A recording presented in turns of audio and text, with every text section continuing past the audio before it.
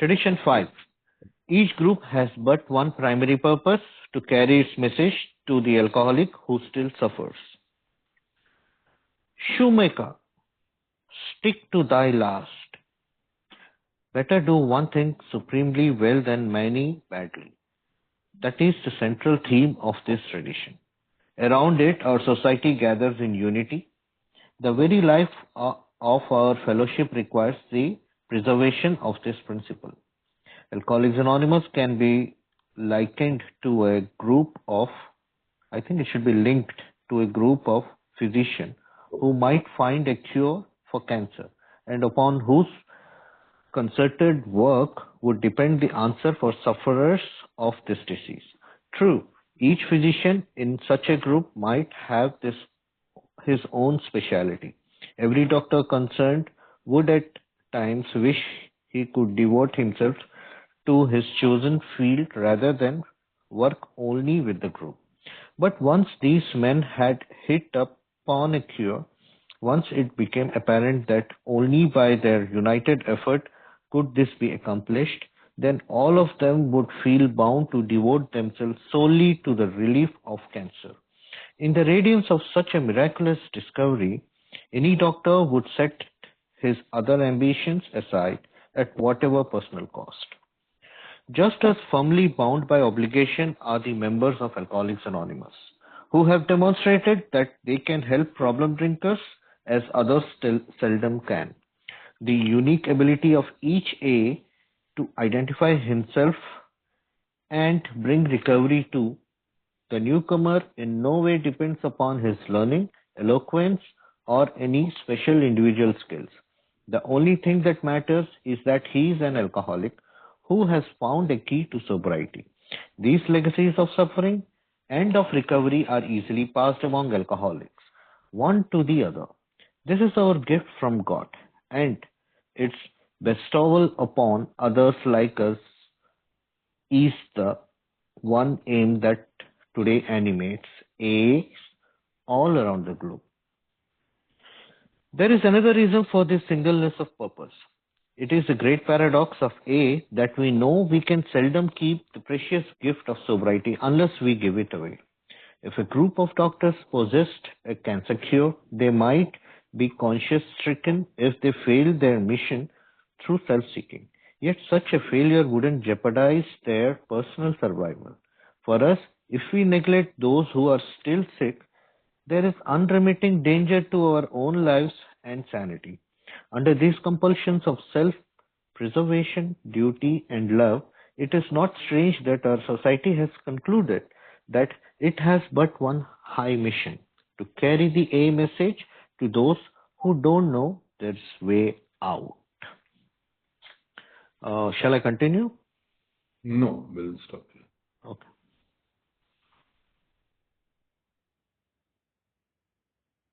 Unmute. Lucky No. Namaste. It was muted and I went on talking.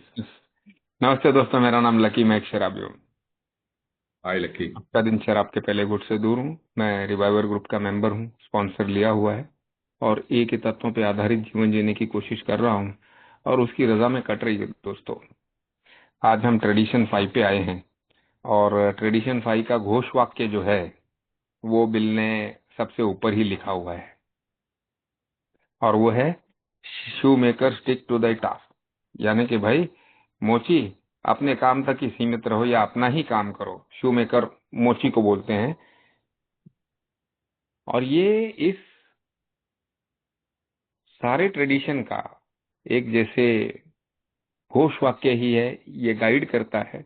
इसके अगले para में bill हमको एक उदाहरण देता है और हमको बताने की कोशिश करता है कि हम भले कैसे अलग अलग स्किल से हों तो क्या होता है, कैसे हम एक एक जुड़े रहे तो क्या हो सकता है।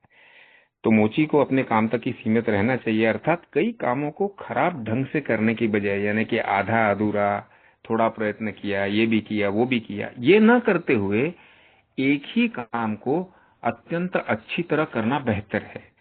ये इसका घोष वाक्य का संदेश है। और बिल आगे कहता है कि यही इस परंपरा का केंद्रीय विषय है। इसी के चारों ओर हमारा समाज एकता में एकत्र होता है हमारी फेलोशिप का अस्तित्व इसी सिद्धांत की रक्षा पर निर्भर करता है। हमने क्योंकि इतिहास में देखा है, जब जब हम अपने इस एकमात्र सिद्धांत से हम भटके हैं, हम में डिसयूनिटी आई है, बिखर गए हैं लोग, रास्ता भटक गए हैं, बट थैंक गॉड, भगवान का शुक्र कि हम इसके ऊपर ही रहे। और आगे ना बिल एक तुलनात्मक समझाने की कोशिश करने के लिए एक उदाहरण देता है। वो कहता है कि अल्कोहलिक्स अनोनिमस की तुलना ऐसे डॉक्टरों के समूह के से की जा सकती है जिन्होंने कैंसर का इलाज खोज लिया हो और जिनके संयुक्त प्रयासों पर इस बीमारी से पीड़ित लोगों की आशा टिकी हो। अब ये 1960 का लिखा हुआ ऐसे है, और तब कैंसर ये बहुत गंभीर, और तभी तो कैंसर का कुछ इलाज ही नहीं था, यानी कि कैंसर तो मृत्यु ऐसा ही चलता था। इसके लिए बिल ने कैंसर जैसे एक महारोग का उदाहरण लिया। अब ऐसे डॉक्टरों ने जो कैंसर का इलाज खोज लिया हो, तो उस समूह में हर डॉक्टर अपनी अपनी विशेषज्ञता रख सकता है, क्योंकि साथ में एक समूह में आए हैं। तो कोई नाक कान का डॉक्टर होगा, कोई हृदय का होगा, कोई होगा, सारे के सारे कैंसर स्पेशलिस्ट तो थे नहीं। तो हर डॉक्टर की आगे समझाता है, कभी ना कभी ये इच्छा करेगा कि वह केवल अपने चुने हुए क्षेत्र में काम करे, बजाय इसके कि वह केवल समूह के साथ मिलकर काम करे। लेकिन जब एक बार उन लोगों ने इलाज खोज लिया और यह स्पष्ट हो गया कि यह उपलब्धि उनके संयुक्त प्रयास से ही संभव है, तो वे सभी स्वयं को पूरी तरह से कैंसर से पीड़ितों की सेवा में समर्पित महसूस करेंगे। हार्ट वाला भी लग गया, लंग वाला भी लग गया, किडनी वाला भी लग गया, दिमाग वाला भी लग गया।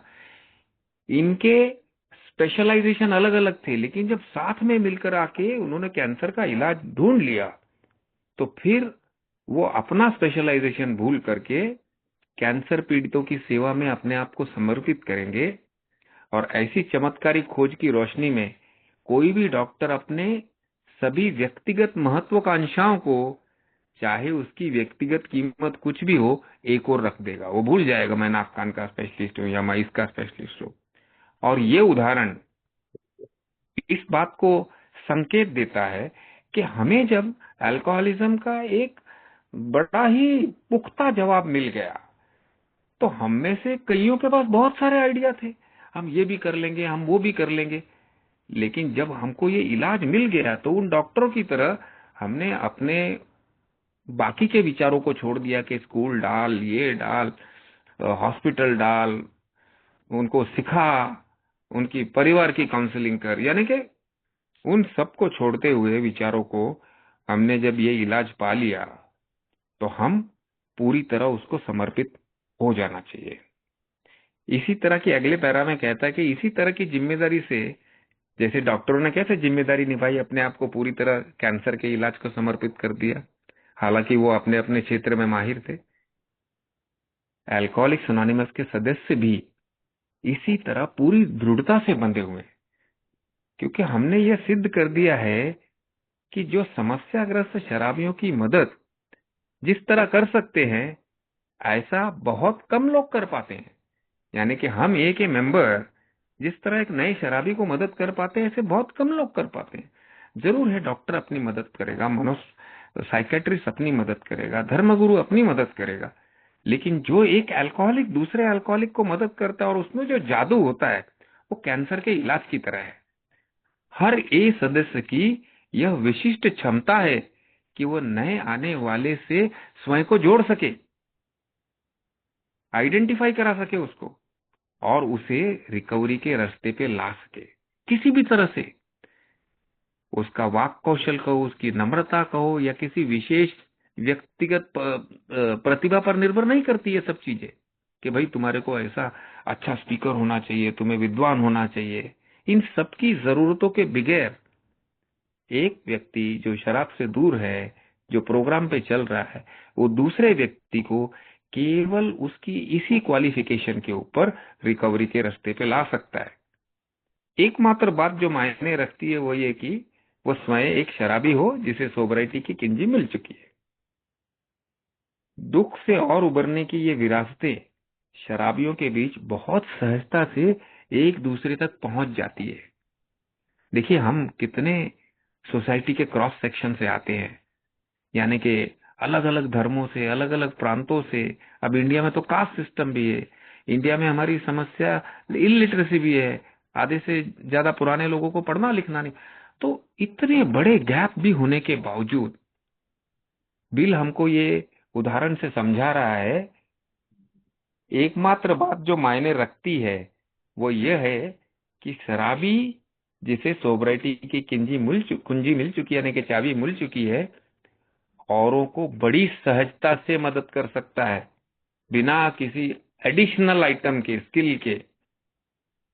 और बिल आगे कहता है, बड़ा महत्वपूर्ण वाक्य है, कि यह ईश्वर का दिया हुआ हमारा उपहार है, ये भगवान की गिफ्ट है हमारे पे। हम तो अपनी जान बचाने आए थे और जान बचाते बचाते ये उपहार मिल गया कि जहां पे माँ नहीं पहुंच सकी, डॉक्टर नहीं पहुंच सका, धर्म गुरु नहीं पहुंच सका, वहां पे एक अजनबी अनजान अल्कोहलिक पहुंच जाता है। इसे अपने जैसे दूसरों तक पहुंचाना ही आज दुनिया भर में एक को प्रेरित करने वाला एकमात्र उद्देश्य है। इसीलिए हम इस ट्रेडिशन को शॉर्ट में कहते हैं तो कहते हैं प्राइमरी उद्देश्य। बिल आगे एक और कारण देता है उद्देश्य की एकता का। इस एकमात्र उद्देश्य का एक और कारण भी है, वो कहता है कि एक बड़ा पैराडॉक्स यानी कि विरोधाभास ये है कि हम जानते हैं कि हम सोबराइटी के इस अमूल्य उपहार को अब तभी बनाए रख पाते हैं जब हम इसे दूसरों को दे देते हैं। इसे विरोधाभास क्यों कहा गया है? क्योंकि अगर तुम्हें चीजें जमा करनी है, बढ़ानी है, तो उसको समेटते जाओ, समेटते जाओ, पैसा है समेटते जाओ, ज्ञान समेटते जाओ, तुम्हारा बढ़ता है। लेकिन यहां विरोधाभास क्या है? ये मैसेज देने से तुम टिकते हो। यदि डॉक्टरों के किसी समूह के पास कैंसर का इलाज होता और वो स्वार्थ के कारण अपने मिशन में असफल हो जाते, तो उनका अंतकरण उन्हें अवश्य धिक्कारता, फिर से वो डॉक्टरों को बीच में ले आए। लेकिन ऐसी असफलता उनके व्यक्तिगत अस्तित्व को खतरे में नहीं डालती।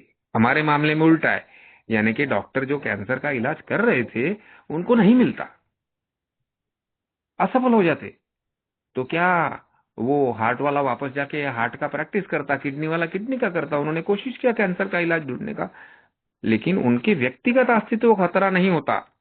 हमारे मामले में वैसा नहीं है। यदि हम उन लोगों की उपेक्षा करें जो अभी भी बीमार हैं, तो हमारी अपनी जिंदगी और मानसिक संतुलन पर लगातार खतरा बना रहता है। ये दो धारी तलवार है। आत्म संरक्षण, कर्तव्य और प्रेम की इन मजबूरियों के अंतर्गत यह आश्चर्यजनक है कि हमारे समाज ने यह निष्कर्ष निकाला है कि उसका केवल एक ही मिशन है, उन लोगों तक एक का संदेश पहुंचाना जो अभी भी नहीं जानते कि बाहर निकलने का कोई रास्ता है।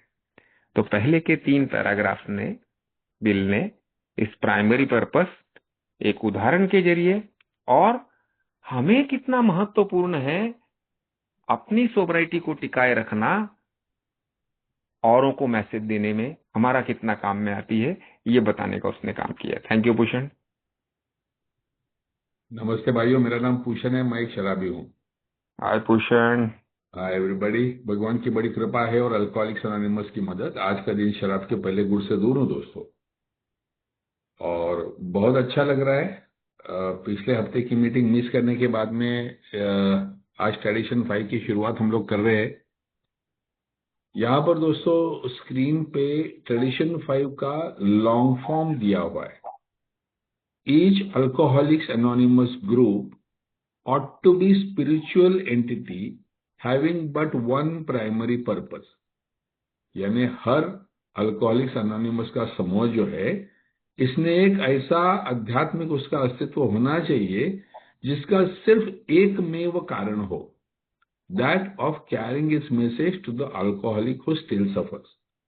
वो कारण ये रहे कि जो सफरिंग, जो मद्यासक्त है, जो अभी भी पीड़ित है, शराबी, वहां तक संदेश देने का जो कारण है, उसी कारण से ये अल्कोहलिक्स एनोनिमस की जो आध्यात्मिक संगठन है वो बनी रहे।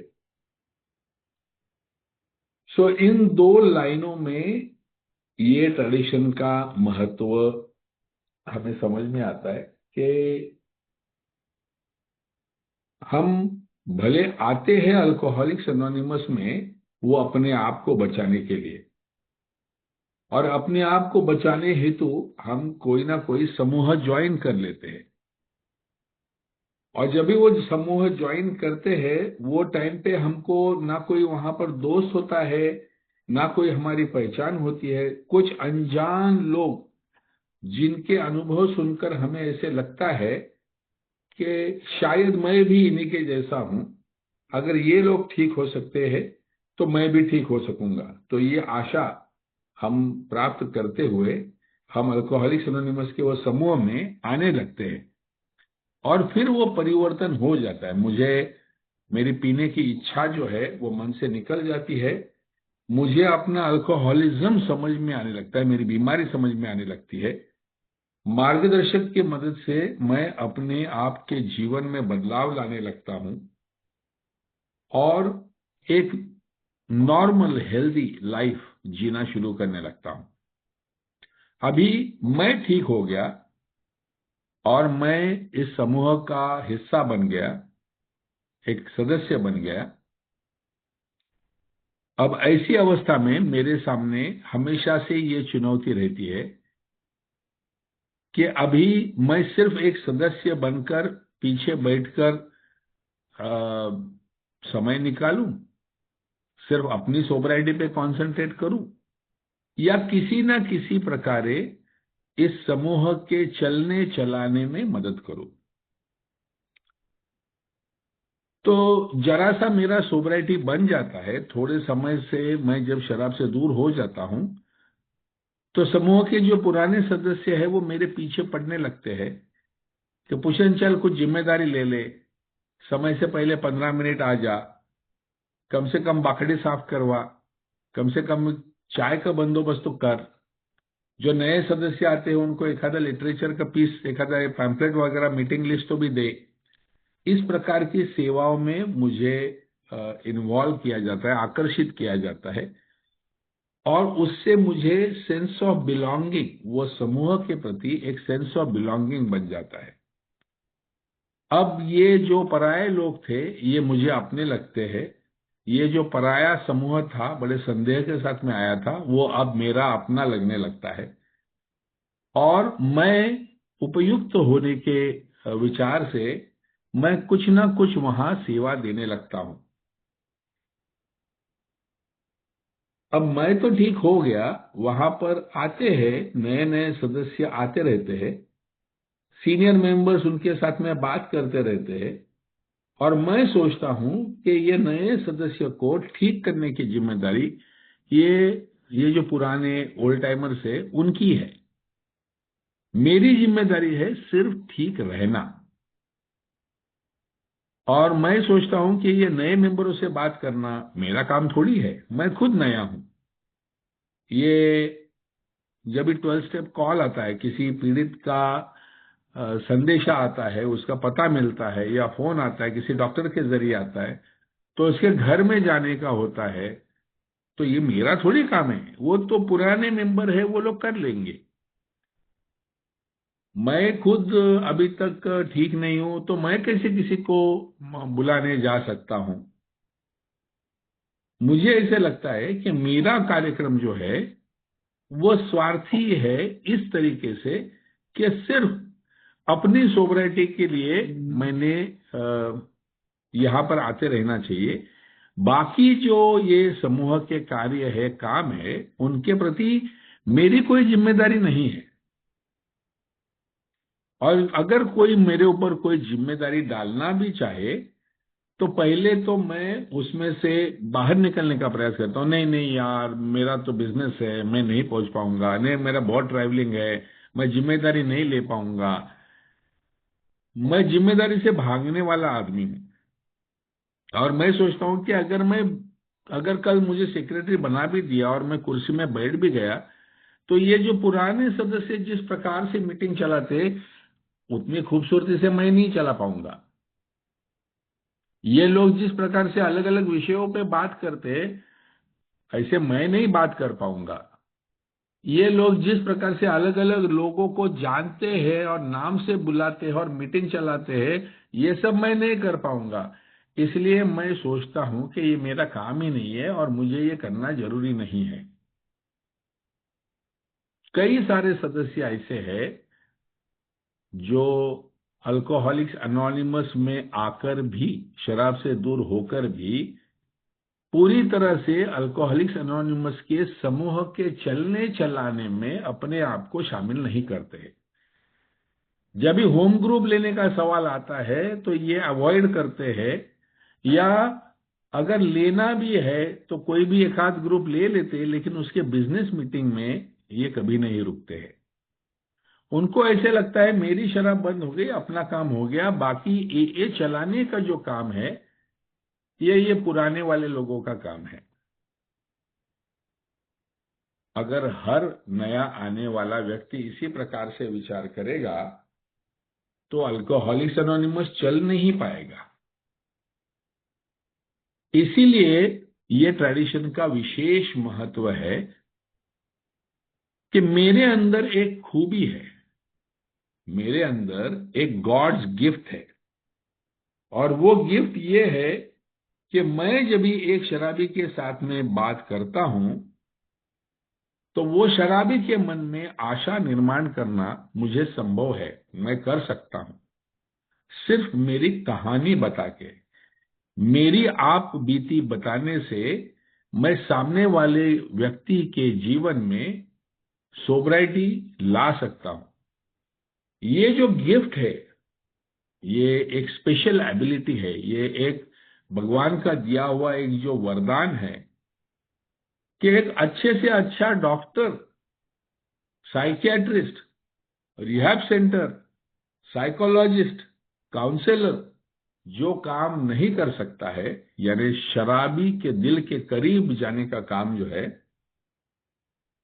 ये जो नहीं कर सकते हैं वो मैं कर सकता हूं, क्योंकि वो शराबी की वेदना को मैं जानता हूं, वो शराबी की मन की अवस्था को मैं पहचानता हूं, और मैं जितना नया हूं उतना मैं ज्यादा अलर्ट और अवेयर होता हूं।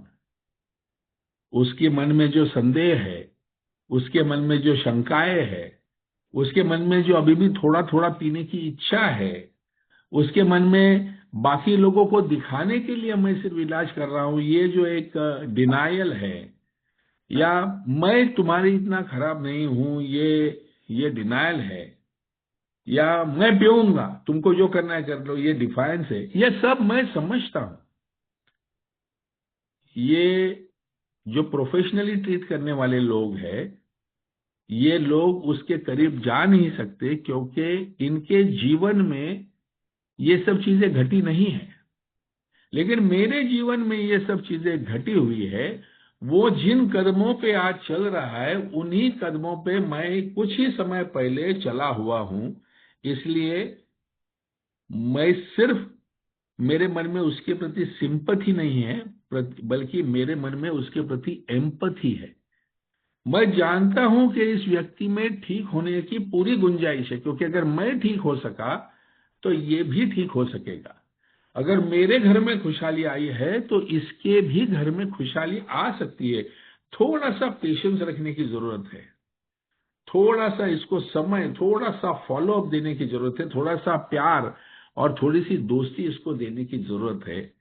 ये बात मैं जानता हूं, और इसीलिए जब भी मैं उस कॉल पे जाता हूं, मैं वो 12 स्टेप कॉल करता हूं और अपनी आप बीती उसके सामने रखता हूं, तो उसे भी विश्वास होता है, क्योंकि जो शराबी के अनुभव है वो झूठ मूठ के अनुभव खड़े नहीं किए जा सकते। शराबी के अनुभव जो की सच्चाई, जब भी मैंने क्या क्या किया है मैं बताने लगता हूं, तो वो सच्चाई सामने वाले के दिल तक पहुंचती है। इसीलिए इसे लैंग्वेज ऑफ द हार्ट कहा जाता है। दिल से दिल तक पहुंचने वाली बातों का ये हमारा अनुभव कथन होता है, और ये उस तक पहुंचता है। और आप बात करते करके उसके चेहरे में बदलाव देख सकते हो। जो बिल्कुल ही हारा हुआ इंसान है, बिल्कुल ही डरा हुआ इंसान है, बिल्कुल ही रोने तक आया हुआ इंसान है, हमारे से बात करते करते करते उसके चेहरे पे होप आते अपने को दिखता है, उसके चेहरे पे थोड़ी सी हंसी दिखती है, उसके मन में जो अभी रिजॉल्व बन रहा है, एक निर्णय बन रहा है कि नहीं मैं अभी नहीं पीऊंगा, ये सब हमारी आंखों के सामने होते हुए हम लोग देख सकते हैं। और ये जो अनुभूति है ये एक आध्यात्मिक अनुभव से कम नहीं है। बिल डब्ल्यू ये जो अनुभव है, ये अनुभव को एक कैंसर स्पेशलिस्ट के अनुभव से कंपेयर करता है। सैकड़ों डॉक्टर से, हजारों डॉक्टर से, लेकिन उनके पास में वो इलाज नहीं है जो एक कैंसर स्पेशलिस्ट को मिल जाता है। उसके बाद में एक जान बचाने की क्षमता उसके हाथ में आ जाती है। उसी प्रकार से जो कोई भी प्रोफेशनल जिसको मदद नहीं कर सका और जिसकी जान व्यथा जाने वाली है, ऐसे व्यक्ति की जान बचाने की क्षमता ईश्वर ने मुझे दी हुई है। लेकिन कई बार मैं खुद इस बात का अवेयर नहीं हूं, मैं खुद इस बात को जानता नहीं हूं। हाँ, इसका थोड़ा थोड़ा असर मुझे समझ में आता है जब मैं स्टेज पे खड़ा रहता हूं और शेयरिंग करता हूं, और जब मेरा शेयरिंग होने के बाद में सामने से लोग तालियां बजाते हैं, या कोई आके मुझे गले लगता है, या मेरी पीठ थपथपाता है, या बहुत अच्छा लगा ऐसे हाथ में हाथ मिलाकर बोलता है, तो मुझे समझ में आता है कि मेरी भाषा उस तक पहुंच चुकी है। मेरी वेदना, मेरा जो मैं बताने का जो प्रयास कर रहा था, भले मैं बहुत अच्छा ओरेटर नहीं हूं, भले बहुत अच्छा मैं बात नहीं कर सकता हूं, लेकिन मेरा जो दर्द है, मेरा जो रिलीफ है, वो सामने वाले तक पहुंच पाया है, इसका मुझे एहसास होता है। अभी जब तक मैं बाहर निकलूंगा नहीं, जब तक मैं वो पीड़ित शराबी की जिम्मेदारी लूंगा नहीं, तब तक मेरे अंदर छुपी हुई ये गॉड्स गिफ्ट का मुझे एहसास होगा नहीं। बिल डब्ल्यू कहता है कि समूह के अस्तित्व का एकमेव प्राथमिक उद्देश्य यह है कि पीड़ित शराबी के साथ में काम करना। यानी मेरे मन में कोई संदेह नहीं है, मेरा उद्देश्य ये नहीं है कि मेरे ग्रुप में मेंबर्स बढ़ने चाहिए, मेरे ग्रुप का पैसा बढ़ना चाहिए, मेरे ग्रुप में अच्छे टॉपिक्स चलने चाहिए, मेरे ग्रुप की नाइट विजिल बड़ी होनी चाहिए, मेरे ग्रुप का आईजीआर जाना चाहिए। ये सब इंसिडेंटल साइड एक्टिविटीज है। प्राथमिक उद्देश्य ये है कि पीड़ित शराबी तक मेरा संदेशा पहुंचना चाहिए, और ये हम में से हर एक की जिम्मेदारी है। बिल डब्ल्यू कहता है ये तीन कारण हैं इसके। एक, अगर मैं पीड़ित शराबी के साथ में काम नहीं करूंगा तो मेरी सोबराइटी, मेरी स्पिरिचुअल कंडीशन जो है, ये मैं टिका नहीं पाऊंगा। ज्यादा समय तक मैं अपना आध्यात्मिक मानसिक स्थिति को बनाए नहीं रख पाऊंगा। मैं दोबारा जिंदगी के झमेले में खिंचा चला जाऊंगा, और I will go back to my old ways. और शायद मैं वापस समाज में गया, वापस वही पैसा, प्रतिष्ठा, इन चीजों के पीछे मैं भागने लगा, तो मेरी सेरेनिटी भी चली जाएगी, और शायद मेरी सोबराइटी भी धोखे में आ जाएगी।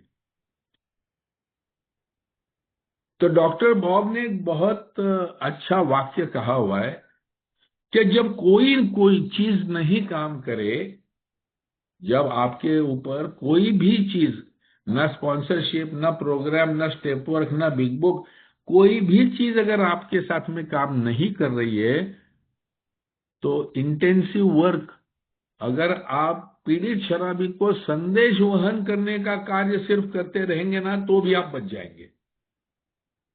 इतना इसका महत्व है। तो बिल डब्ल्यू यहां पर दोबारा हमको याद दिलाता है कि ये जो प्राथमिक उद्देश्य वो इसलिए है क्योंकि उसका सबसे पहला तत्व है सेल्फ प्रिजर्वेशन। अगर मैं ये नहीं करूंगा तो मैं नहीं बचूंगा। दोस्तों, मुझे याद है जब एक रिहैब सेंटर से डिस्चार्ज होके मैं ठाणे में आया था, और मैंने ये रिवाइवर ग्रुप जब ज्वाइन किया, तो यहाँ पर 3-4 ही सदस्य थे। और उन दिनों रिहैब में से आने वाले जो सदस्य है उनकी तरफ देखने का जो बाकी सदस्यों का एक नजरिया था वो ज्यादा फ्रेंडली नहीं था। उनको ऐसे लगता था कि ये रेडीमेड रिकवरी है और हम ओरिजिनल ए की रिकवरी है। तो कई बार निगेटिविटी, कई बार सरकास्टिकली बातचीत करना, कमेंट मारना, इस प्रकार की बातें होती थी।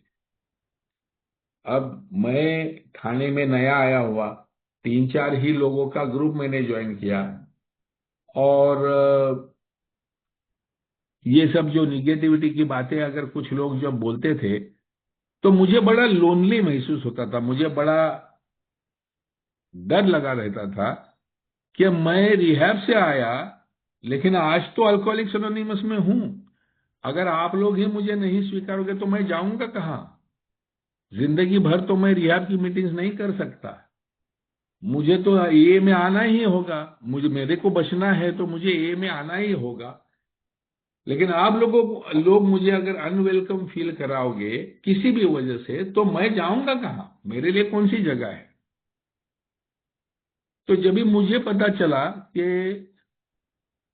इंटेंसिव वर्क, अगर पीड़ित शराबी के साथ में काम करने से ही मैं बचूंगा तो मैं कैसे बच सकता हूं? इसके लिए मैंने सोचा कि मैं कहां से ढूंढूंगा। तो मैंने जो रिहैब सेंटर से मैं आया था वो वैसे ही जो 2-4 मेरे और दोस्त थे जो अलग अलग रिहैब सेंटर से आए हुए थे, वो सब रिहैब सेंटर से हमने बात किया और जो भी थाने एरिया में डिस्चार्ज होने वाला पेशेंट होगा उसका डिटेल हमको दो और हम उसको रिहैब से ही उठा के लेके जाएंगे, मीटिंग में लेके जाएंगे। इस प्रकार का मैंने काम चालू कर दिया। दूसरा, मुझे संदेश देने में एक साइकियाट्रिस्ट का हाथ था। तो मैं जानता था कि जब साइकियाट्रिस्ट किसी को भेजता है तो वो कार्यक्रम की महत्व ज्यादा मुझे लगता है। इसके लिए थाने में जो 2-4 प्रचलित साइकियाट्रिस्ट थे, फेमस साइकियाट्रिस्ट थे, मैं उनको जाके मिला और उनको बोला कि जब भी कभी आपके पास कोई शराबी पेशेंट होगा तो मुझे बताइएगा, मैं फॉलोअप करूंगा। तो मैं आउट ऑफ सेल्फ प्रिजर्वेशन, अपने आप को बचाने के हेतु मैंने ये सब काम करना शुरू कर दिया। और जब भी जाता था तो साथ में किसी ना किसी को लेके जाता था। अब मेरे समूह में बहुत ज्यादा सीनियर मेंबर्स थे ही नहीं, तो जो मेरे बराबरी के थे या मेरे बाद में आए हुए थे उन्हीं के साथ में जाता था।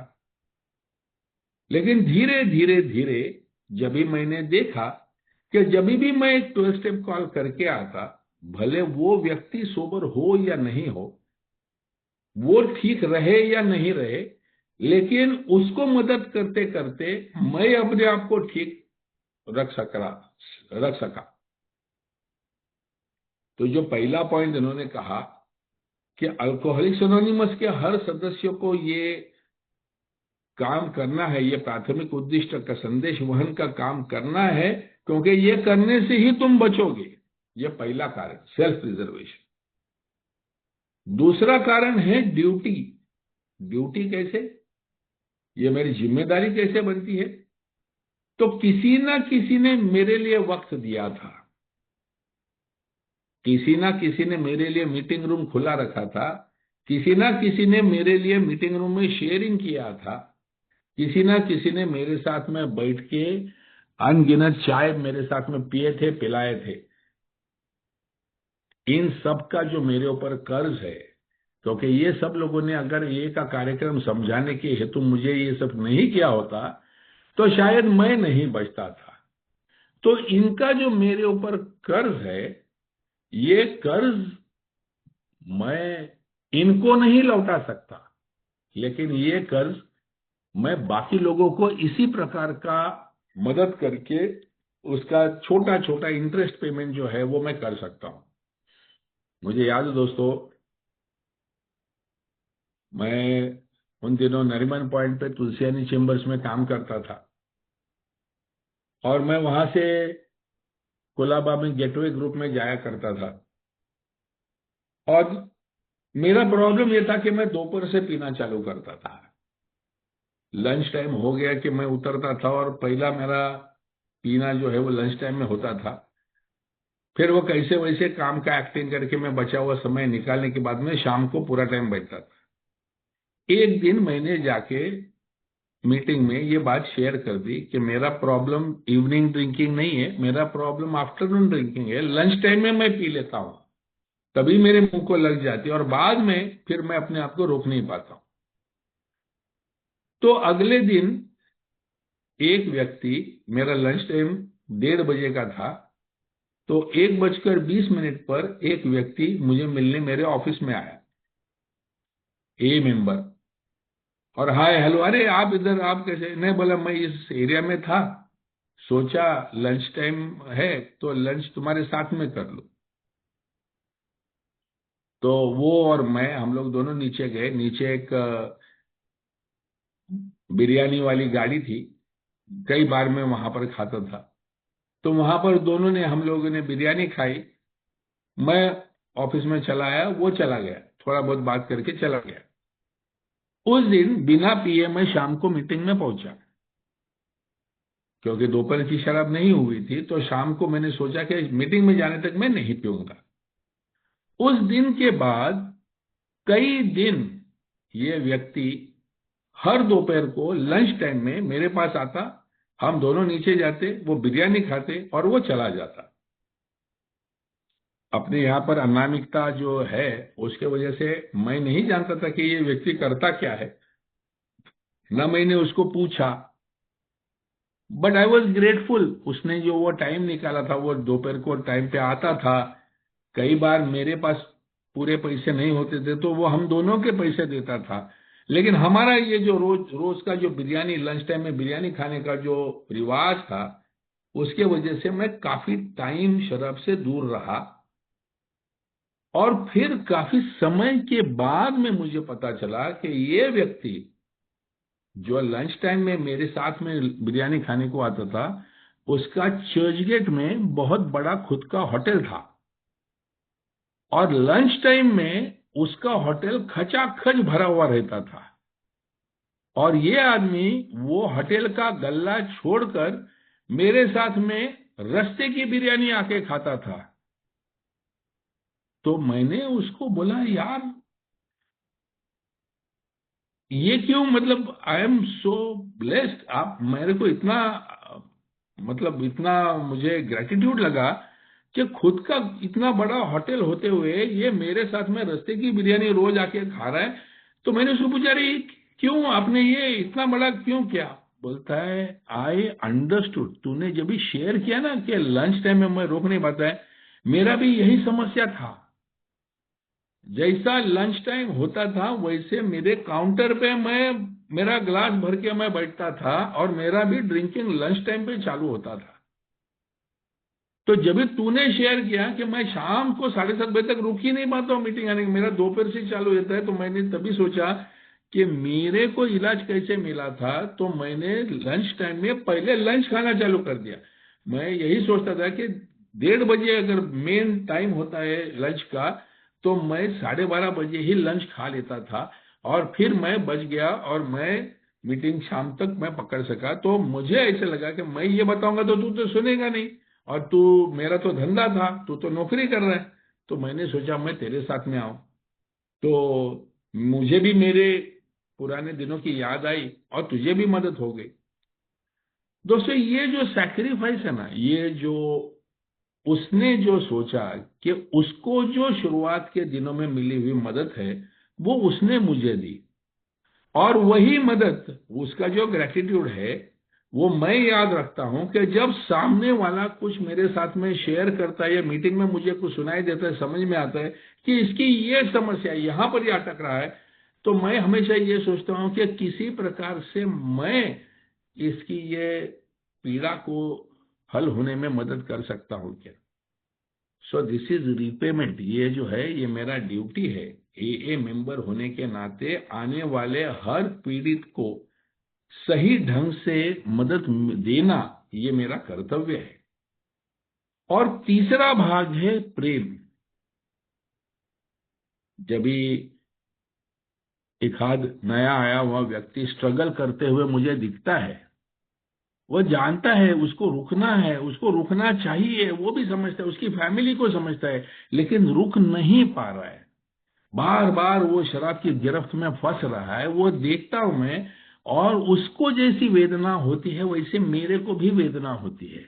उसको तड़पते देखकर मेरे अंदर भी वेदना होती है। मैं चाहता हूं ये बंदा ठीक हो जाए, और उसको ठीक करने के हेतु मुझे अगर कुछ करना पड़े तो मैं करने के लिए तैयार होता हूं। कभी टफ लव, कभी अंडरस्टैंडिंग, कभी उसको नौकरी की जरूरत है, उसको जो कुछ भी चाहिए तू ले भाई, लेकिन तू ठीक हो जा, तेरे में पूरी क्षमता है ठीक होने की, ये मैं जानता हूं। क्योंकि वो जो ट्रैप में फंसा हुआ है, वो ट्रैप में मैं भी कभी था। और लोगों ने मुझे प्यार दिया था, लोगों ने मुझे आत्मीयता दी थी। मुझे आज भी वो पुराने सदस्यों ने जो गले मिलते थे और ऐसा पकड़ के रखते थे, हमारे एक सदस्य थे, गले मिलते थे और छोड़ते नहीं थे जल्दी, ऐसा पकड़ के रखते थे ऐसा। क्योंकि पहले पहले तो हम ऐसे एक फॉर्मेलिटी टाइप सिर्फ एक दूसरे को टच करके छोड़ देते, वो नहीं है। अल्कोहलिक्स एनोनिमस में अगर दिल से दिल को मिलाना है, अगर प्यार तुम्हारा व्यतीत करना है, तो यू से इट थ्रू अ हग।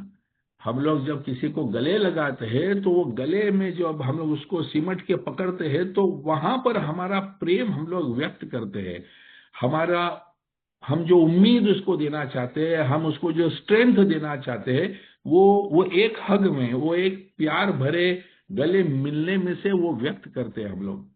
और इसीलिए कई बार आपने देखा होगा, मैं ये कई बार, सैकड़ों बार ये अनुभव कर चुका हूं कि जब भी मैं किसी को मैसेज देने को जाता हूं, और मैसेज देने के बाद में निकलने के टाइम पे जब भी उसको कड़क एक गले लगा देता हूं, तो 90% उसकी आंखों में से आंसू आ जाते हैं। क्योंकि अनकंडीशनली, बिना किसी अपेक्षा के, पूरे प्यार के साथ में गले लगाने वाला उसके जिंदगी में कोई नहीं बचा होता है। तो ये जो तीसरा है कि मेरे को वो उसकी पीड़ा देख के मेरे अंदर जो एक प्यार के जो फुवारे बहने लगते हैं, कि उसको I want to reach out, मैं उसे पहुंचना चाहता हूं, उसका दर्द मिटाना चाहता हूं, उसके घर में अच्छाई देखना चाहता हूं, उसके फैमिली को ठीक लगे, ऐसा कुछ हो जाए, ऐसी मैं प्रार्थना करने लगता हूं। तो ये तीन जो चीजें हैं, ये तीन चीजों की वजह से भगवान मेरे को ये गिफ्ट दे देता है, एक स्पेशल मेरे हाथ में, मेरे वाणी में, मेरे बिहेवियर में, मेरी आंखों में एक अलग से भाव दे देता है कि मैं 100% वो व्यक्ति के सामने व्यक्त हो सकूं। इसीलिए दोस्तों, हमारे यहां पर कहा जाता है कि the only reward for sobriety is sobriety itself.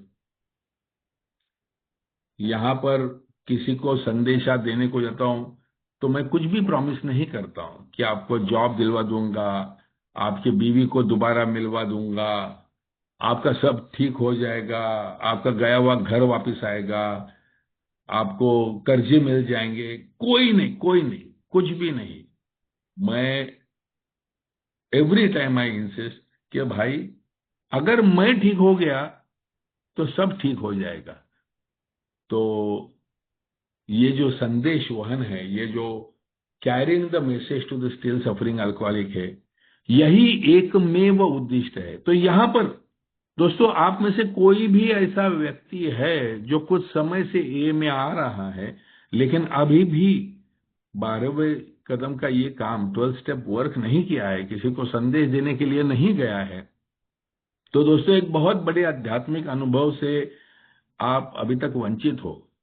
मैं जानता हूं कि मन में एक संकोच होता है, यार शराबी के मुंह कौन लगेगा, उसका खून घर कौन जाएगा, और उसने गाली गलौज किया तो, और उसके घर वाले कैसे बिहेव करेंगे, और फिर मैं वो बर्दाश्त कर सकूंगा क्या, मेरा तो वैसे ही टेम्पर गर्म है, ये कौन बोला ये ऐसा सब करने के लिए। दोस्तों, मैं इतना बोल सकता हूं कि पिछले 32 सालों में मैं जितने जितने घरों में संदेश देने के लिए गया हूं, एक भी दफा मेरा अपमान करके मुझे वहां से बाहर निकाला नहीं गया है।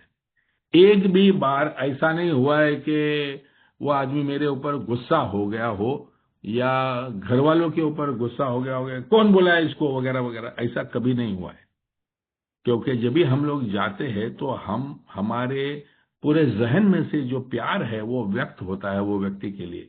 और हमारी जो प्रामाणिकता से उसको मदद करने की इच्छा है, वो उसके कितना भी बड़ा शराबी क्यों नहीं हो, कितना भी बड़ा डिनायल और डिफाइंस उसका क्यों नहीं हो, कितनी भी बड़ी ग्रैंडियोसिटी उसकी क्यों नहीं हो, उसमें से आर पार जाके उसका जो अंदर वल्नरेबल चाइल्ड है, उस तक वो हमारा जो संदेशा है वो पहुंच पाता है। और ये अनुभव मैं समझता हूं हर एक ने लेना बहुत जरूरी है। So over to you, Chandu. Thank you, Bhushan. ये shoemaker stick to thy last, last का मतलब नया सीखा भूषण आज। लास्ट का मतलब वो उसके पास वो छोटा सा एक वो होता है स्टूल टाइप, वो तीन वो जिसके पैर होते हैं, जिस पे रख के जूता ठीक करता है ना, बराबर, उसके ऊपर समथिंग। उल्टा जूता चढ़ा के वो ठोकम ठाक करता है। एग्जैक्टली। ओ, लास्ट का मतलब वो है। देख, बहुत अच्छा लगा सुन के, मजा आया। Anyways,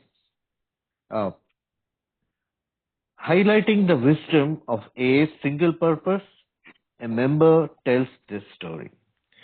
Restless one day, I felt I'd better do some 12-step work. Maybe I should take out some insurance against a slip, but first, I would like to find a drunk to work on. So I hopped the subway to Town's Hospital, where I asked Dr. Silkworth if he had a prospect. Nothing too promising, the little doc said. There's just one chap on the third floor who might be a possibility, but he's an awful tough Irishman. I never saw a man so obstinate.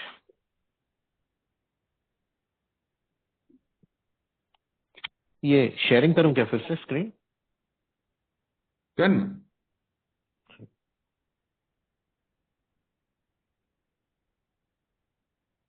One sec.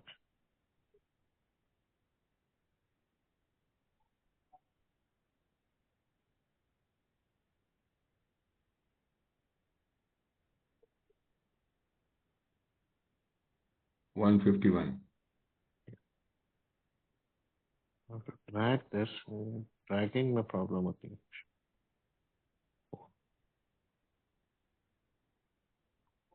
Okay.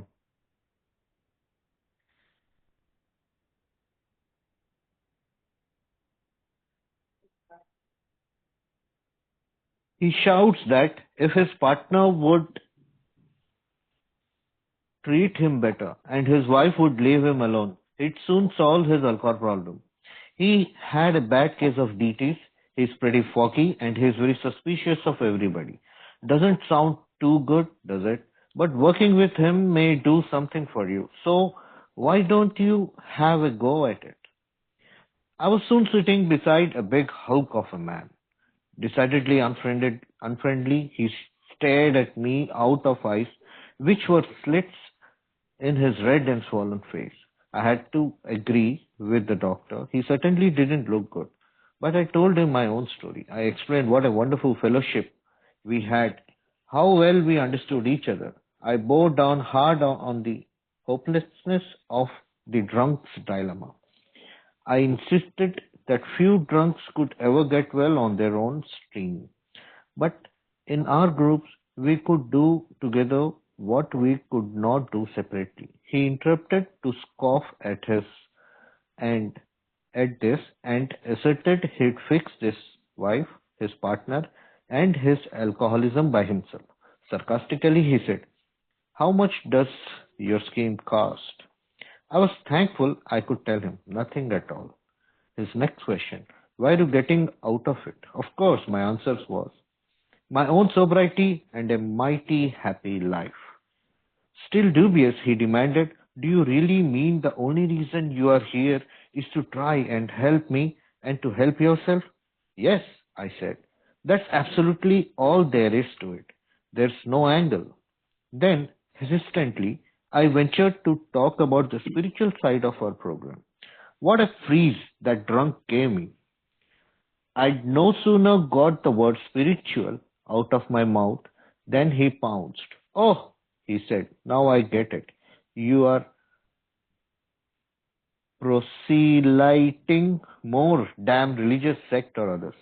Where do you get that no angle stuff? I belong to a great church that means everything to me. You've got a nerve to come here talking religion. Thank heaven I came up with the right answer for that one.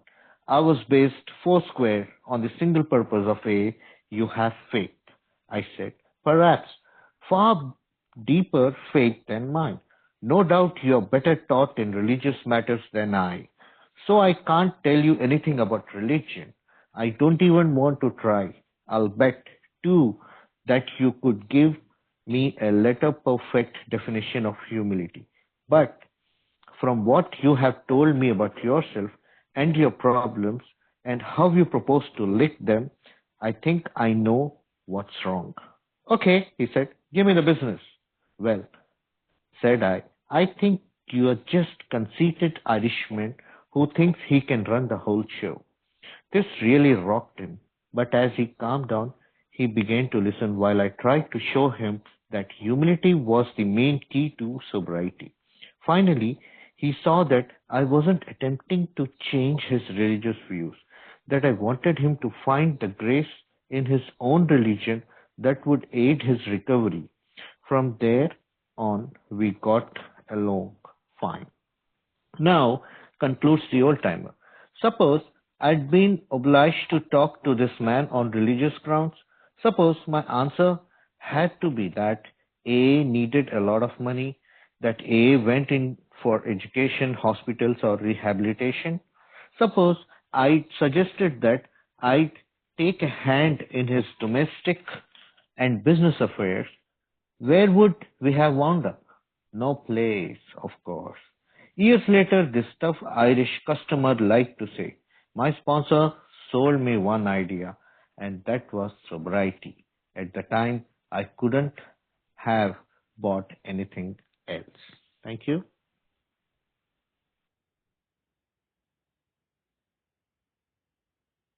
Yes, on mute first. Yes, thank you Chandu.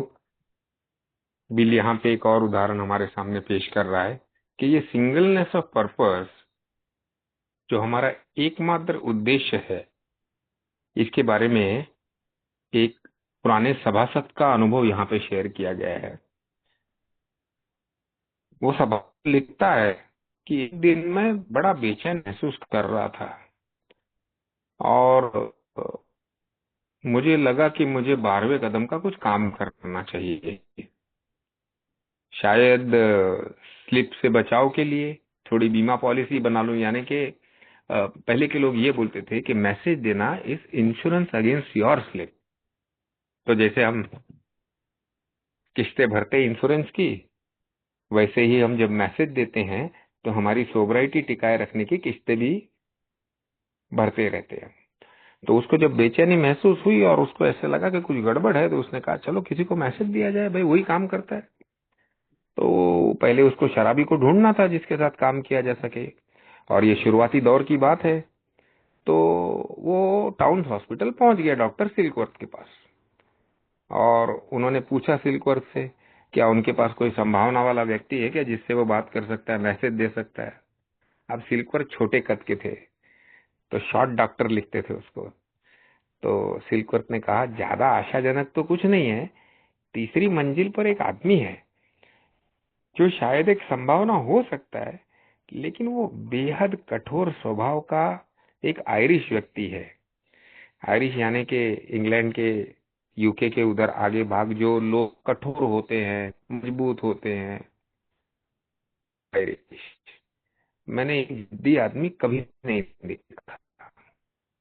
वो चिल्लाता रहता है. अगर उसका साझेदार उसके साथ ठीक व्यवहार करे और उसकी पत्नी उसे तंग करना छोड़ दे तो अपनी शराब की समस्या का आसानी से सुलझा रहेगा, ये बोलता रहता है. उसे डीटीज, डेलिरियम ट्रेमेंस का भयानक दौरा पड़ चुका है. उसका दिमाग काफी धुंधला है और वो हर किसी पर शक करता है.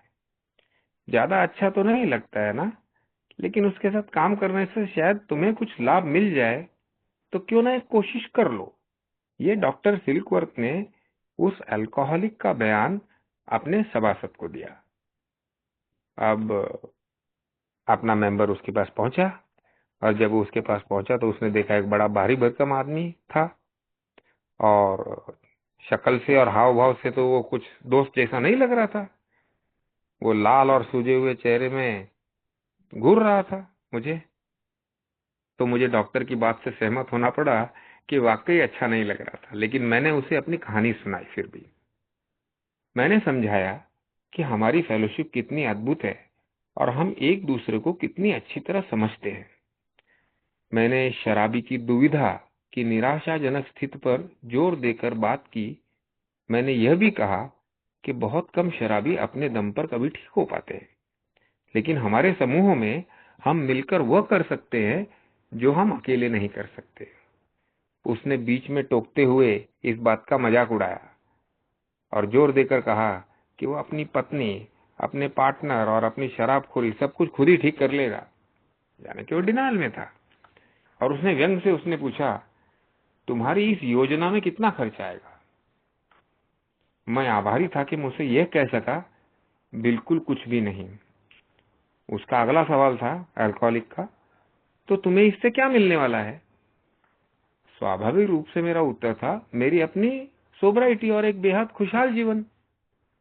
फिर भी संशय में रहते हुए उसने जोर देकर पूछा, क्या तुम सचमुच ये कहना चाहते हो कि यहाँ आने का तुम्हारा एकमात्र कारण मुझे मदद करना और खुद को मदद करना है? तो अपने मेंबर ने कहा, हाँ बिल्कुल यही सच है। इसके अलावा इसमें कुछ भी नहीं है, इसमें कुछ भी छिपा हुआ नहीं है।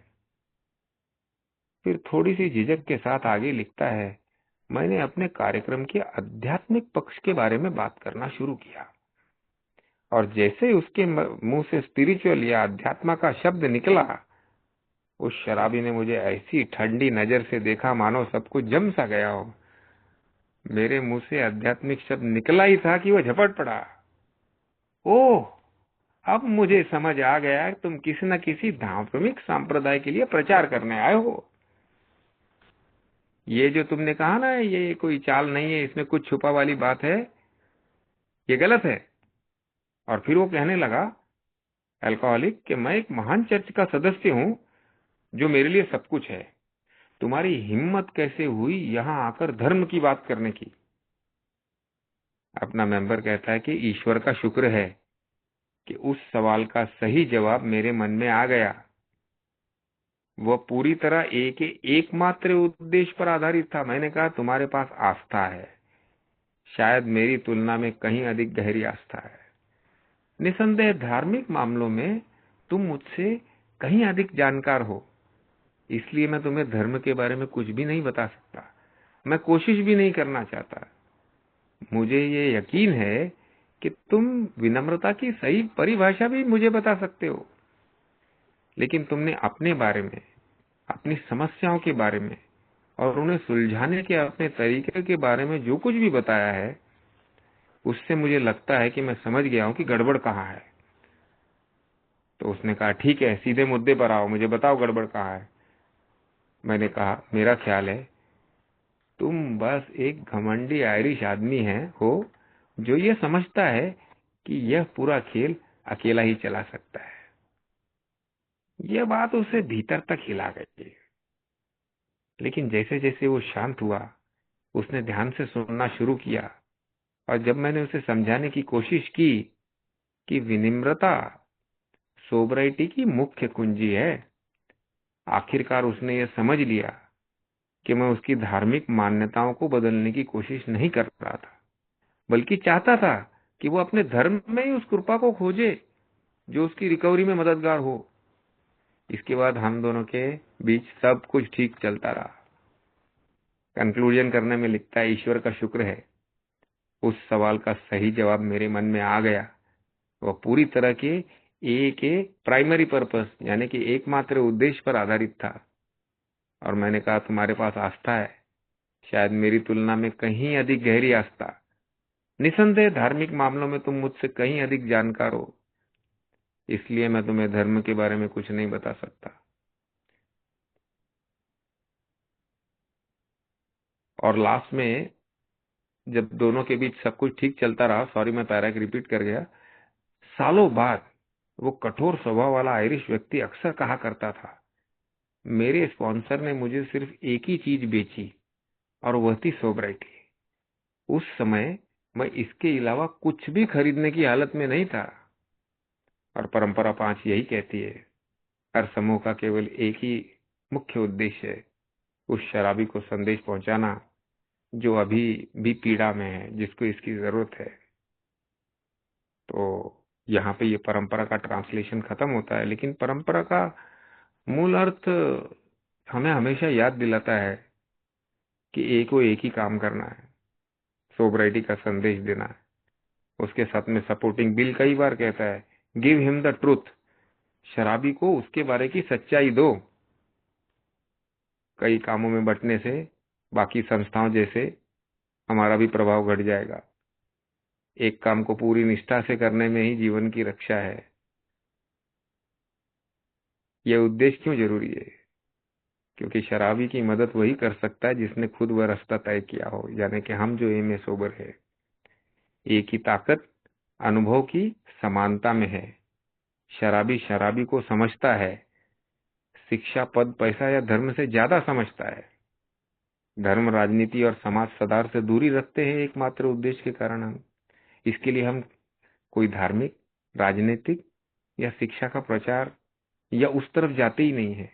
क्योंकि ये अगर हम कारण देने की बात करें कि उसकी परिस्थिति, उसकी अवस्था, ये कारण देने की बात करें तो हमारा संदेश कमजोर हो जाता है, न्यूकमर भ्रमित हो जाता है और वो इन बाकी मामलों में पड़ के सोबराइटी को पीछे धकेल देता है। अगर हम अपने एकमात्र उद्देश्य पे न टिके रहे, इधर उधर नहीं घुले, तो आयरिशमैन की तरह स्पॉन्सर ने न्यूकमर को सिर्फ एक चीज बेची, वो सोबराइटी। तो मेरा ये 5वां परंपरा मुझे यही संदेश देता है कि एक ही चीज है हमारे पास, और वो है अपना अनुभव। और वो अनुभव बताते वक्त एक एकमात्र उद्देश्य को ध्यान में रखते हुए बाकी किसी भी प्रकार की उलझनों में या किसी भी प्रकार के जस्टिफिकेशन में या समझाने में या कोई इमोशनल अपील करने में हम अपने प्राथमिक उद्देश्य को बाजू में रख देंगे और फिर भावनाओं में बह जाएंगे। इससे ना तो शराबी का फायदा होगा ना तो हमारा। थैंक यू पुष्प। तो ये जो ऑब्वियस है ना कि हम ए में जाते हैं शराब से दूर होने के लिए और बाकी शराबियों को मदद करने के लिए। तो ये जो प्रॉब्लम्स है, बाकी की जो समस्या है, बाकी के जो इश्यूज है, ये किस तरफ बिल हमें डायरेक्ट करने का कोशिश कर रहा है। ऑफ कोर्स ये जो कहानी टफ आयरिशमैन की जो कहानी बताई, ये तो फेलोशिप की शुरुआत के दिनों की ये है।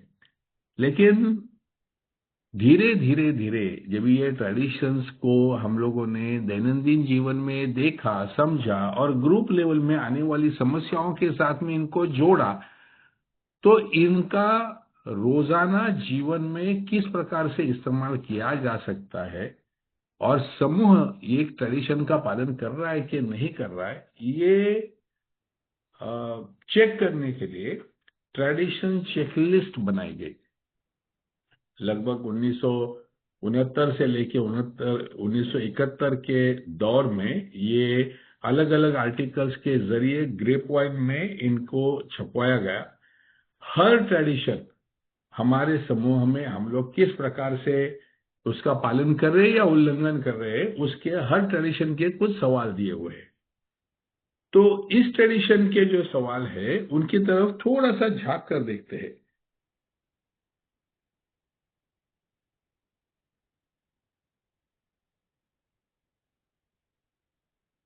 तो सबसे पहला सवाल ये ट्रेडिशन का चेकलिस्ट का दिया हुआ है, am I willing to firmly explain to newcomer the limitations of AA help even though they may get mad at me for not giving them a job, loan or dating advice or to help with a job। तो क्या आप जब भी किसी नए member के साथ में बात करते हो, उसको संदेश देने जाते हो, तो उसको आप आकर्षित करने हेतु कुछ भी उल्टा सुल्टा उसको प्रॉमिस करते हो? इसमें कुछ यहाँ पर जो उदाहरण बताए हैं, वो उदाहरण, पहला उदाहरण वहां पर दिया है जो मोस्ट कॉमन होता है, क्योंकि सभी शराबी किसी ना किसी तरीके की आर्थिक समस्या में फंसे हुए रहते हैं। तो सबसे पहला चाहिए होता है उनको लोन, क्योंकि कहीं ना कहीं से पैसे लिए हो रहते हैं, क्रेडिट कार्ड के ऊपर बड़े बड़े इंटरेस्ट की पेमेंट चालू रहती है और हाथ में पैसा नहीं रहता है, पगार जो भी आता है उससे ज्यादा डिडक्शन होते रहती है और बहुत सारा एब्सेंटिज्म की वजह से पगार ही 15-20% आता है। तो सबसे पहले उनको जरूरत होती है पैसे की। लोग पूछते हैं कि मुझे जरा थोड़ी सी अड़चन है, अगर आप मदद कर दोगे तो मैं जल्दी आपको रिपे कर दूंगा। नहीं, हम अल्कोहलिक्स एनोनिमस में आर्थिक लेन देन नहीं करते हैं।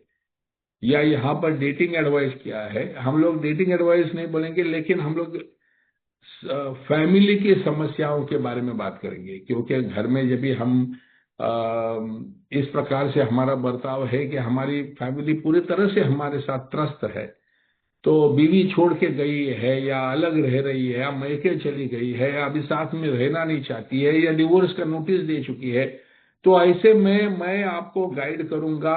हमारे पास कुछ वकील भी है, वो आपको मार्गदर्शन करेंगे, आपको सब ठीक करवा देंगे, आपके बीवी को जाने नहीं देंगे। ये सब चीजें हम लोग नहीं करते। या तू आ तो जा, 90 दिन तो पूरे कर, तेरे को नौकरी दिलवा देते हैं, तेरा सब प्रॉब्लम सॉल्व हो जाएगा, तेरे पास तो इतना अच्छा एजुकेशन है, क्वालिफिकेशन है, मैं तेरे को करवा दूंगा। इस प्रकार का कोई भी हम लोग प्रलोभन उसको नहीं देते हैं।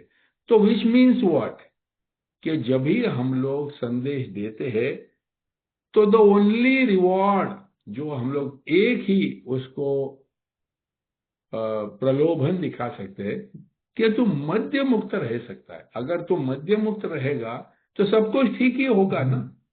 फिर तेरा जब दिमाग चलने लगेगा, तेरा शरीर चलने लगेगा, तेरे में थोड़ा बदन में थोड़ी सी ताकत आ जाएगी, तो हर चीज तो तू ठीक अपने आप से ही कर लेगा। तेरे में सब गुण तो पहले से ही थे।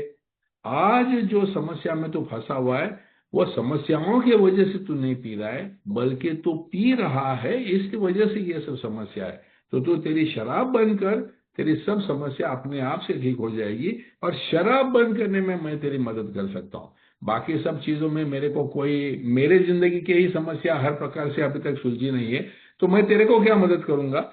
लेकिन शराब की जो समस्या है उसमें अगर मदद चाहिए तो मैं जरूर मदद कर सकता हूँ। सिंगलनेस ऑफ पर्पस, एक ही चीज हम लोग करते हैं, शराब से दूर होने में मदद करते हैं, बाकी कोई मदद हम लोग नहीं करते हैं। फिर दूसरा सवाल यहां पर आता है, have I ever imposed on any a member for a special favour और consideration simply because I am a fellow alcoholic.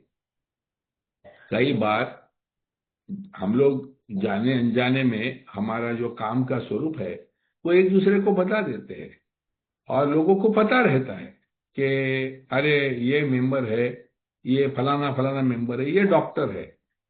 अब मैं ये मेरा अधिकार समझने लगता हूं कि अगर मैं बीमार होता हूं तो अभी मेरा ये जो फेलो मेंबर है, डॉक्टर है, वो मुझे बिना मूल्य मेरे को मदद करना ही चाहिए। क्यों? क्योंकि अल्कोहलिक्स एनोनिमस बिना मूल्य है।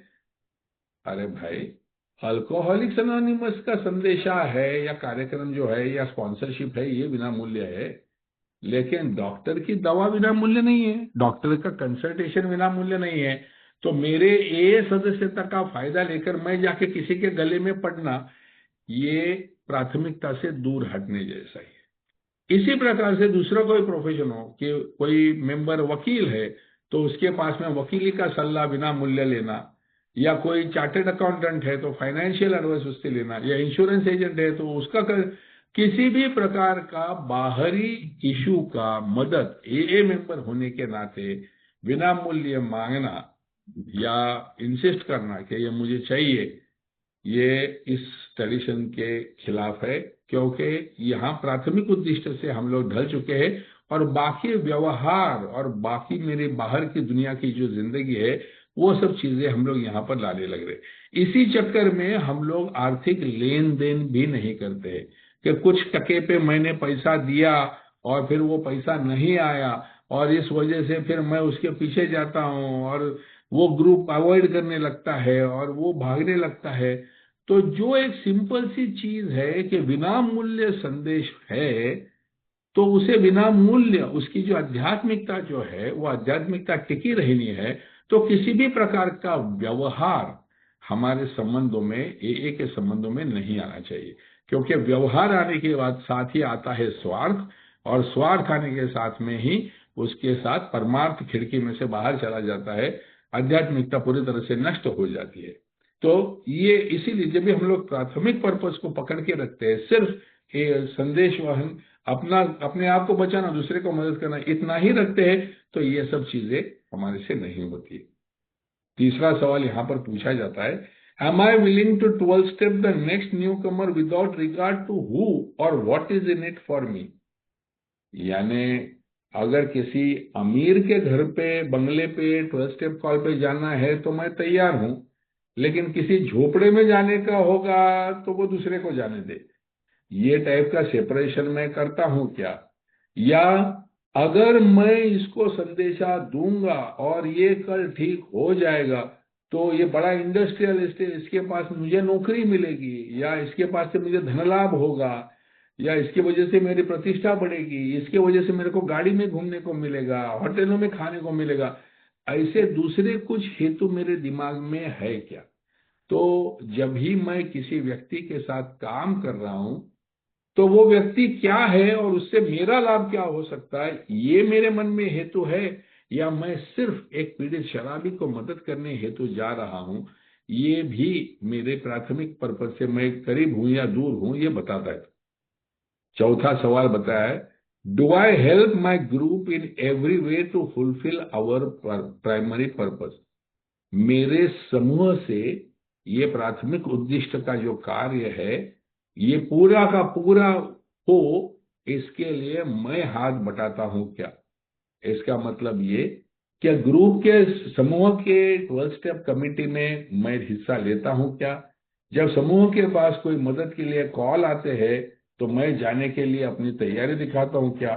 समूह में अगर कोई सेवा का अवसर मिले, जैसे क्लब, जैसे हमारी ग्रुप का सेक्रेटरी है, ट्रेजरर है, या अंतर समूह में जाके सेवा देनी है, या किसी कमिटी में कार्य करना है, तो यह हर चीज जो है, जो संदेश वहन के लिए जो की जाती है, पीड़ित शराबी तक पहुंचने के लिए की जाती है, उसमें मैं अपना हाथ बटाता हूं या नहीं? पांचवा सवाल यह है, do I remember that a long timers too can be alcoholics who still suffer. Do I try both to help them and to learn from them. इसका मतलब यह है कि क्या मुझे इस बात का एहसास है कि हमारे यहाँ के जो ओल्ड टाइमर्स है उनके भी जीवन में कुछ ना कुछ समस्या हो सकती है। तो अगर मेरे समूह के ओल्ड टाइमर्स आज ग्रुप में आ नहीं रहे हैं तो उनको क्या दिक्कत है? उनको कोई शारीरिक तकलीफ है, या आर्थिक तकलीफ है, या उनके घर में कोई मानसिक संतुलन गया हुआ है, क्या प्रॉब्लम है? क्या मैं वो भी समझने का कोशिश करता हूं? उनको भी मदद की जरूरत है, ये मैं जानने का कोशिश करता हूं। और अगर कोई ऐसा ओल्ड टाइमर है जो अभी ठीक नहीं है, किसी वजह से दोबारा शराब के पास गया हुआ है, तो क्या मैं दोबारा उसको ला नहीं सकता हूं? या अगर उसके पास से कुछ गलतियां हुई होगी जिनके वजह से उसको शराब के पास जाना होगा, पड़ा होगा, या बाकी जीवन में बर्बादी हुई होगी, तो क्या मैं उसकी गलतियों से मैं सीख सकता हूं? तो जब भी मदद करनी है, अरे ओल्ड टाइमर को क्या मदद करेगा, उसको तो चर्बी थी इसके लिए उसने किया, नहीं दोस्तों, हम सभी सिर्फ एक दिन के हिसाब से शराब से दूर है, सभी के पैर मिट्टी के हैं। आज जो स्ट्रांग है वो कल वीक हो सकता है, और आज जो वीक है वो कल स्ट्रांग हो सकता है। ये हमारे इस बीमारी का सिम्टम है। सो हम हमेशा सतर्क रहेंगे और सबके प्रति हमारे दिल में प्यार और सहायता करने का भाव रहेगा। और आखिरी सवाल ये है, छठा, does our group ever use money from the basket for dinners और इवेंट्स और for memorials for members who have passed on. इसका मतलब हमारे समूह में जो किटी बॉक्स घूमता है, जहां जो पैसा इकट्ठा होता है, वो लोगों ने डाला हुआ है, वो आपके समूह को लिए नहीं दिया है, वो उन्होंने अल्कोहलिक्स एनोनिमस का सेवा कार्य बना रहे, चलता रहे, इसके लिए दिया हुआ है।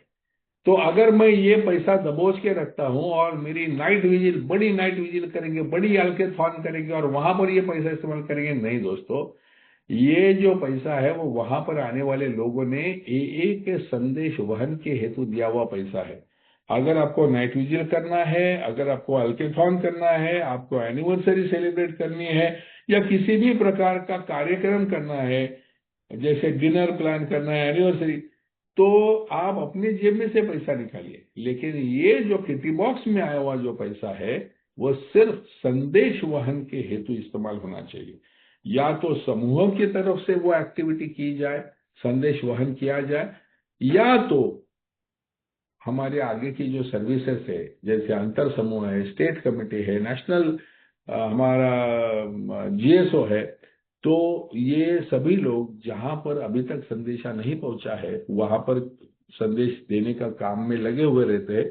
तो अगर मेरे पास काम नहीं है, अगर मेरे पास एक्सेस पैसा है जो मेरा काम करने के बाद में भी बचते, तो ये पैसा उन सर्विस बॉडीज को जाना चाहिए। ये छठा पॉइंट है। और सबसे महत्वपूर्ण जो पॉइंट हमारा ये ट्रेडिशन शुरू होने के पहले रवि भाई ने याद दिलाया था कि प्रॉब्लम्स अदर देन अल्कोहल, जैसे कई बार हम अल्कोहलिक्स एनोनिमस में बाकी समस्या होने वाले लोग भी यहाँ पर आते हैं। समझो किसी को ड्रग्स की समस्या है, किसी को गैम्बलिंग की समस्या है, किसी को ओवर ईटिंग की समस्या है, किसी को सेक्स की समस्या है, ये सभी समस्या है। और लोग सोचते हैं कि 12 पहियों का इतना खूबसूरत कार्यक्रम है और सभी ये कारणों, सभी प्रकार के मानसिक व्यथाओं के लिए यही कार्य करेगा, तो क्यों नहीं आप लोग ड्रग एडिक्ट्स को भी शेयरिंग करने का मौका देते हो, या गैम्बलर्स को भी सेवा का मौका देते हो, या बोलने का मौका देते हो। तो हमारे एक पैम्पलेट है, बिल डब्ल्यू साहब ने लिखा हुआ पैम्पलेट है, प्रॉब्लम्स अदर देन अल्कोहल। तो उसमें उसका मथितार्थ ये है कि हम जानते हैं कि हमने जो कुछ भी लिया है वो दुनिया से ही लिया है, और हम अभी अभी सिर्फ अपने आप को बचाने को सीखे हुए हैं। और अगर हमारे क्लासरूम में कोई भी शराबी आकर बैठा हुआ है और वहां पर आकर कोई अगर आके उसकी अलग समस्या के बारे में बात कर रहा है, कोई ड्रग एडिक्शन के बारे में, या कोई गैम्बलिंग के बारे में, या कोई ओवर ईटिंग के बारे में प्रॉब्लम कर रहा है, तो ये सदस्य कंफ्यूज हो जाएगा कि मैं आया कहाँ हूं, मेरी समस्या का हल यहाँ पर होगा, या ये जनरल प्रॉब्लम है, सिचुएशन है, या क्या है। तो इसीलिए अल्कोहलिक्स एनोनिमस का हेतु ये सिर्फ शराबियों के लिए, शराबियों का बना हुआ कार्यक्रम ऐसा ही रहना चाहिए। यानी कि बाकी अगर कोई सदस्य यहाँ पर आकर बैठना चाहे तो जरूर बैठ सकते हैं, लेकिन अगर उनको अनुभव करना, शेयर का कथन करना है, तो वो सिर्फ अपने शराब के जो समस्या के प्रति जो अनुभव है उसी के बारे में वो बात कर सकते हैं।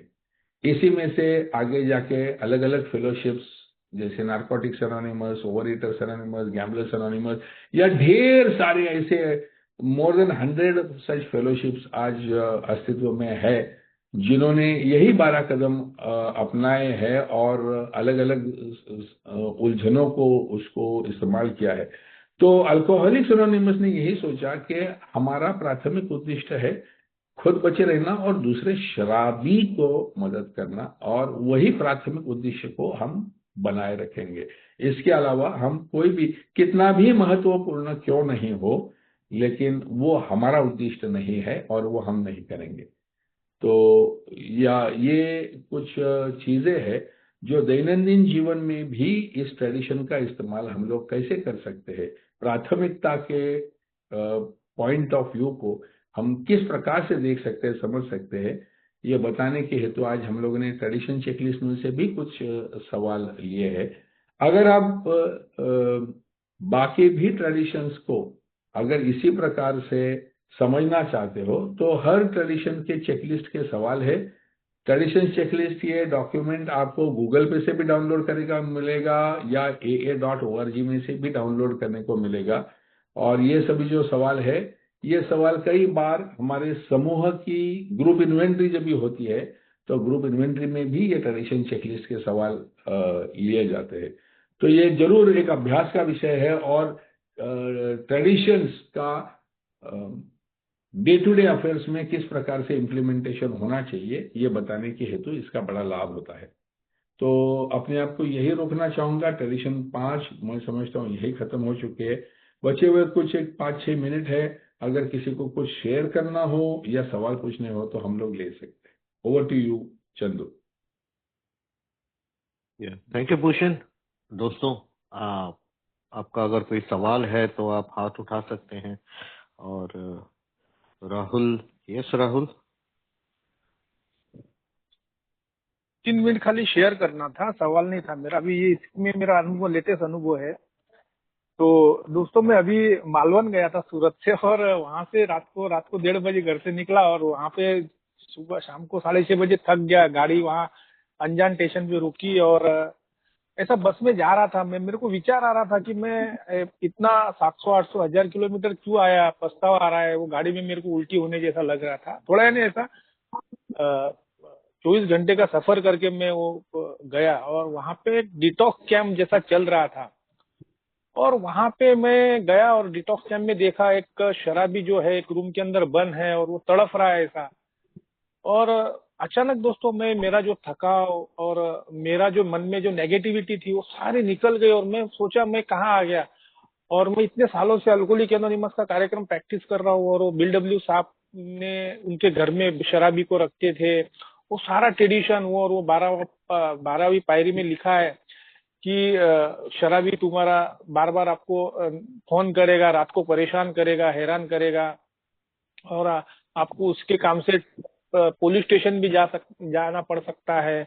और वो बिल की कहानी में लिखा है कि एक आदमी हमारे घर में मृत्यु उसकी हो गई। ये सारा दोस्तों मैंने पढ़ा था, लेकिन जब वो डिटॉक्स कैंप में मैं गया, वो सारा पिक्चर मेरे सामने आया, और मेरे को पूरा अल्कोहलिक एनोनिमस का हाथ मालूम पड़ा कि बिल डब्ल्यू साहब अपने घर में 12 के वो डिटॉक्स करवाते थे शराबी को। मुझे ऐसा एक पिक्चराइजेशन मेरे दिमाग में आया।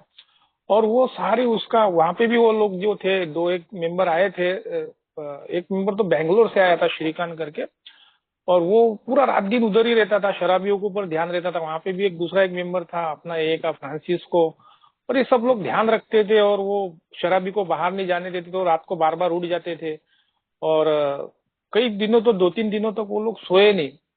तो ये 12 स्टेप का काम दोस्तों, यानी जब शुरुआत में अल्कोहलिक एनोनिमस जैसा चालू हुआ तो इतना कठोर, हमारे जो शुरुआत के मेंबरों ने, जो बॉटम हिट लोगों को ही संदेशा जाता था लगभग ही, ऐसा उल्लेख भी उन्होंने किया है। और फिर मुझे समझ में आया कि एक्चुअली क्या होता है कि हमारा जो ग्रुप बोलता है, अल्कोहलिक एनोनिमस का ग्रुप बोलता है, ग्रुप की पीड़ित शराबी तक, हर एक ग्रुप का प्राथमिक उद्देश्य है पीड़ित शराबी तक संदेशा ले जाना, यानी पीड़ित जो पीड़ा रहा है वो।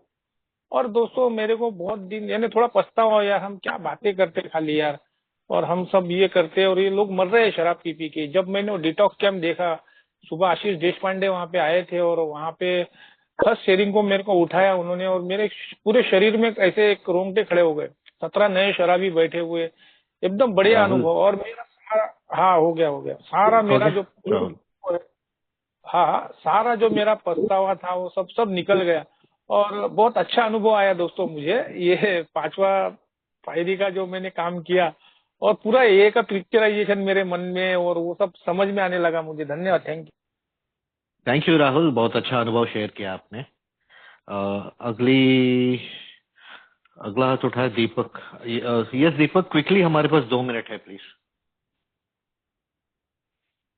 दीपक, अहमदाबाद, अनम्यूट कीजिए प्लीज।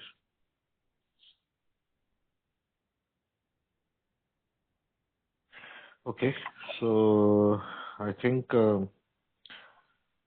दीपक जी का रिस्पांस नहीं है, कोई बात नहीं। कोई और भाई है जो 1 मिनट ऐसा, या योगी? हाँ जी। हाँ जी, शेयर कीजिए, 1 मिनट है हमारे पास। मैं अल्कोहलिक योगिंदर, सबसे पहले अपने सभी फेलो मेंबर्स को नमस्कार। और मैं आभार प्रकट करना चाहूंगा। मैंने अभी थोड़ी देर पहले ही व्हाट्सएप ऑन किया और देखा तो एकदम आप लोग समक्ष थे। मुझे बहुत ही अच्छा लगा। मैंने बहुत ज्ञान अर्जित करता हूँ ए के माध्यम से, ए फेलोशिप के माध्यम से, और मैं सभी फेलो मेंबर्स का शुक्रगुजार हूँ तहे दिल से।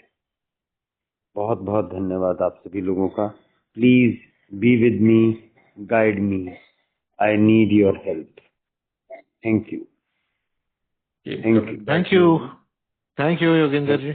आप भी हमारे Thank साथ you. बने रहिए। हम हर शुक्रवार को 9 से 10:30 बजे मिलते हैं और चर्चा करते हैं स्टेप्स और ट्रेडिशंस पे। सो दोस्तों, मीटिंग का समय हो चुका है।